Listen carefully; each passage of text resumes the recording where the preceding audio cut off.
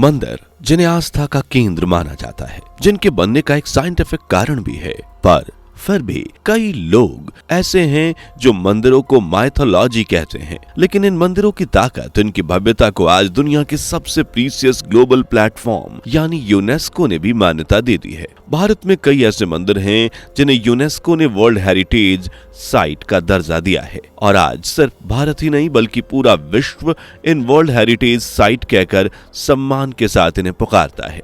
लेकिन क्या आप जानते हैं ये मंदिर कौन कौन से हैं? क्या है इनका इतिहास?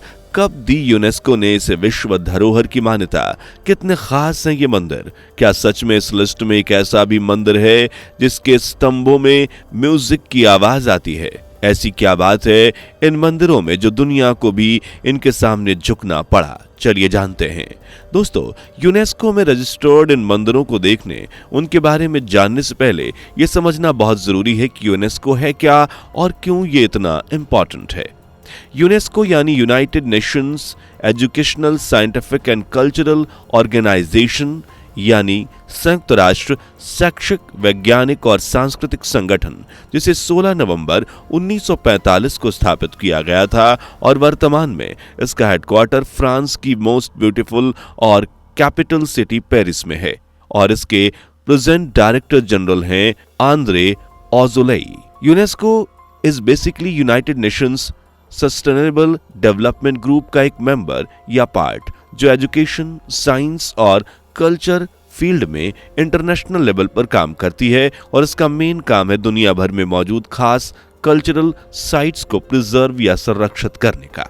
यानी दुनिया के कोने कोने में जो अद्भुत, अनोखी और नायाब जगहें हैं, चीजें हैं, पर्यटन स्थल है, मस्जिद, चर्च और जो भी यूनिक चीजें हैं, उन्हें वर्ल्ड हेरिटेज साइट्स की लिस्ट में शामिल करने का। और हिंदू धर्म या भारत के लिए गर्व करने वाली बात यह है कि यूनेस्को इस वर्ल्ड हेरिटेज साइट लिस्ट में Taj Mahal, Nalanda Mahavihara, Nalanda university, Jantar Mantar, Sundarban national park समेत भारत के कई ऐतिहासिक मंदिर में शामिल है। और मंदिरों का नाम यूनेस्को लिस्ट में आना मतलब ग्लोबली सनातन धर्म की पहचान है, गौरव और सम्मान का ये प्रतीक है, क्योंकि ये दर्जा सिर्फ मोस्ट वैल्यूएबल और टाइमलेस साइट्स को ही मिलता है।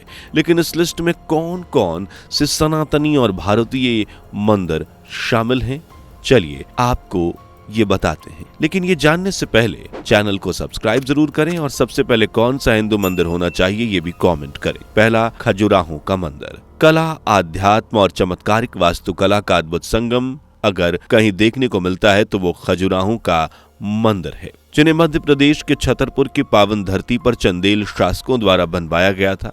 कहते कि चंदेल के वंशजों ने 1950 से 1000 ईस्वी के बीच 85 मंदिरों का निर्माण करवाया था, जिसमें अब सिर्फ 20 ही बचे हैं।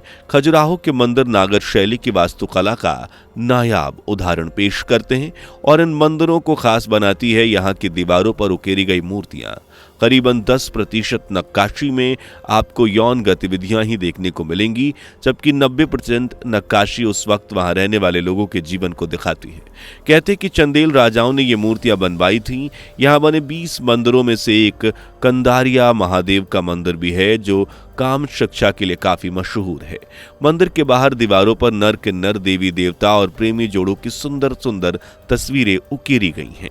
इसके अलावा यहाँ लक्ष्मण मंदिर, पार्श्वनाथ मंदिर, विष्णु मंदिर आदि भी शामिल है। खजुराहो में दोस्तों हिंदू मंदिरों के साथ साथ जैन तीर्थंकरों के मंदिर भी बने हुए हैं, जिनकी खूबसूरती, अनोखी वास्तुकला, भव्यता और प्राचीनता के कारण इन्हें साल 1986 में यूनेस्को ने विश्व धरोहर स्थल के रूप में घोषित किया था। आज खजुराहो के मंदिर में बनी मूर्तियों की स्पिरिचुअलिटी और एडवांस्ड जियोमेट्री पूरी दुनिया को चौंकाने का काम कर रही है। लगभग हर रोज इन मंदिरों को देखने के लिए देश विदेश से बड़ी संख्या में लोग आते हैं। दूसरा, कोणार्क सूर्य मंदिर। भगवान सूर्य को समर्पित कोणार्क सूर्य मंदिर पूरी दुनिया में एक अनूठी पहचान रखता है। ये मंदिर बंगाल खाड़ी के तट पर ओडिशा की पवित्र नगर पुरी में स्थित है। अपने समुद्री तट और पवित्र और शांत जगह और कमाल की वास्तुकला के लिए ये मंदिर परफेक्ट टूरिस्ट डेस्टिनेशन भी बनता है। यहाँ भारतीय शिल्प के इतिहास को करीब से देखने को मौका मिलता है। कहते हैं कि इस मंदिर का निर्माण 13वीं शताब्दी में गंग वंश के राजा नरसिंह देव प्रथम ने करवाया था। मुस्लिम आक्रमणकारियों पर जीत हासिल करने की खुशी में उन्होंने कोणार्क सूर्य मंदिर का निर्माण करवाया था, लेकिन 15वीं शताब्दी में इस मंदिर में आक्रमणकारियों ने लूटपाट मचा दी। तब यहाँ के पुजारियों ने मूर्ति बचाने के लिए उसे पुरी में रख दिया। हालांकि पूरा मंदिर इतनी बुरी तरह से क्षतिग्रस्त हो गया कि धीरे धीरे रेत की ढेर के नीचे गुम हो गया।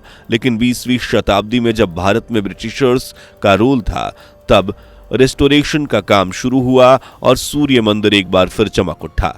इस मंदिर में दोस्तों सूर्य देवता के रथ का आकार बनाया गया है, जिसमें 12 जोड़ी पहिए हैं और इस रथ को 7 घोड़े खींचते हैं। यहाँ 12 जोड़ी पहिए दिन के 24 घंटों को रिप्रेजेंट करते हैं, जबकि 7 घोड़े 7 दिनों को। इस रथ में 8 ताड़ियां भी हैं जो दिन के 8 प्रहरों को दर्शाती हैं। और सबसे खास बात कि मंदिर में कोई देव मूर्ति मौजूद नहीं है, लेकिन इसकी वास्तुकला में झलकता साइंस, आध्यात्म, मैग्नेटिक स्ट्रक्चर और टाइम कैलकुलेशन टेक्निक की वजह से यूनेस्को ने इसे 1984 में वर्ल्ड हेरिटेज साइट घोषित किया था। वैसे कोणार्क या खजुराहो में से आपको सबसे यूनिक कौन सा लगा, कमेंट में लिखिए। और कोणार्क या खजुराहो। तीसरा, महाबलीपुरम। महाबलीपुरम दोस्तों तमिलनाडु राज्य में बंगाल की खाड़ी के साथ कोरोमंडल तट पर स्थित एक ऐतिहासिक शहर और टूरिस्ट डेस्टिनेशन है, और जिसे जटिल नक्काशीदार मंदिरों और पत्थरों को काटकर बनाई गई गुफाओं के चलते 1984 में यूनेस्को की वर्ल्ड हेरिटेज साइट्स की लिस्ट में शामिल किया जा चुका है। यहीं बना हुआ है देवों के देव महादेव का शोर मंदिर, जिसे 8वीं शताब्दी में द्रविड़ शैली में बनाया गया था। यह दक्षिण भारत के सबसे प्राचीन मंदिरों में से एक है, जहां आप पल्लव वंश की कलाकारी को देख सकते हैं। असल में महाबलीपुरम मंदिर का निर्माण पल्लव वंश के नरसिम्हवर्मन द्वितीय के शासनकाल में हुआ। चेन्नई से लगभग 60 किलोमीटर की दूरी पर स्थित इस मंदिर को तट मंदिर भी कहते हैं। शोर मंदिर में 2 मंदिर भगवान शिव को समर्पित है, जबकि एक छोटा मंदिर भगवान विष्णु को समर्पित है। इसे 1984 में यूनेस्को की विश्व धरोहर सूची में शामिल किया गया था। महाबलीपुरम में बुद्धि और ज्ञान के दाता भगवान गणेश रथ मंदिर भी है। यूं तो ये मंदिर भगवान शिव को समर्पित था, जहां शिवलिंग भी स्थापित था, लेकिन अब यहां भगवान गणेश की पूजा की जाती है। इसके अलावा यहाँ पत्थरों को काटकर मंदिर भी बनवाए गए और 1984 के बाद से ही ये दुनिया भर के लोगों की नजरों में चढ़े हुए हैं। नंबर 4, हम्पी।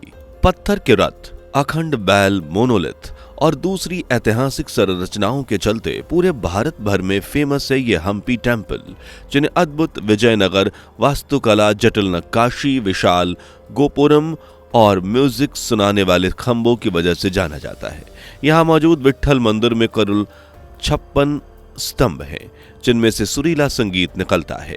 अगर आप इन्हें थपथपाएं तो आप भी इस म्यूजिक को महसूस कर पाएंगे, सुन पाएंगे। यही मौजूद है विरूपाक्ष मंदिर, जो भगवान शिव को समर्पित है, और इस मंदिर का कनेक्शन रामायण काल से माना जाता है। जबकि पत्थर का रथ एक विशाल रथ है, जिसे विजयनगर वास्तुकला का एक उत्कृष्ट नमूना माना जाता है। हम्पी के मंदिर विजयनगर साम्राज्य की समृद्ध कला और वास्तुकला को प्रदर्शित करते हैं। इन्हें विजयनगर डायनेस्टी के राजा महाराजाओं द्वारा 1336 से 1565 के लगभग बनवाया गया था, और हम्पी एक समय पर दुनिया का सबसे बड़ा समृद्ध हिंदू शहर में से एक रहा है, जहां आज भी 1600 से ज्यादा मंदिर, किले, महल और दूसरी संरचनाएं बनी हुई हैं।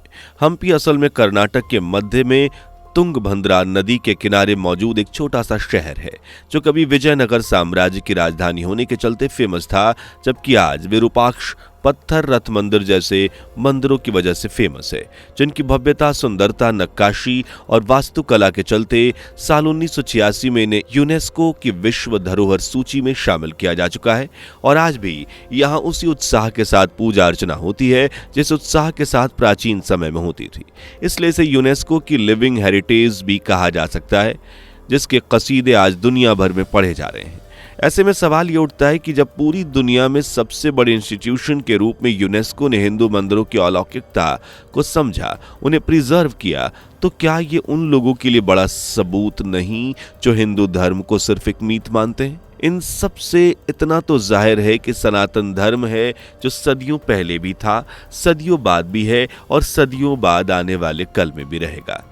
पास्ट, प्रेजेंट या फ्यूचर, सनातन धर्म इंसानी सभ्यता के साथ हमेशा रहा था और रहेगा, जिसका उदाहरण है ये मंदिर, जो सिर्फ पूजा स्थल नहीं बल्कि साइंस, आर्ट, नॉलेज और कॉस्मिक डिजाइन्स के सिंबल्स हैं, जिस कारण आज सनातन को दुनिया सलाम करती है।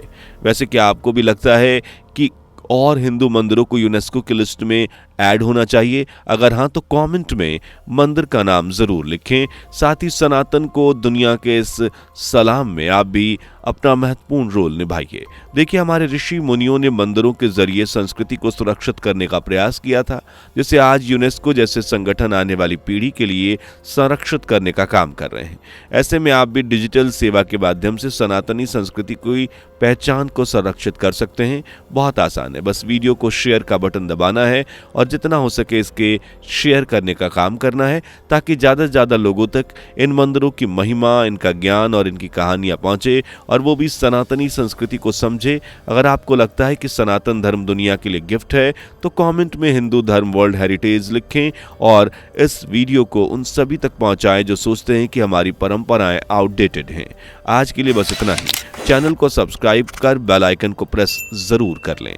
दोस्तों, आपको स्क्रीन पर 2 और वीडियोस दिखाई दे रही हैं, जिसे देखने के लिए स्क्रीन पर क्लिक करें।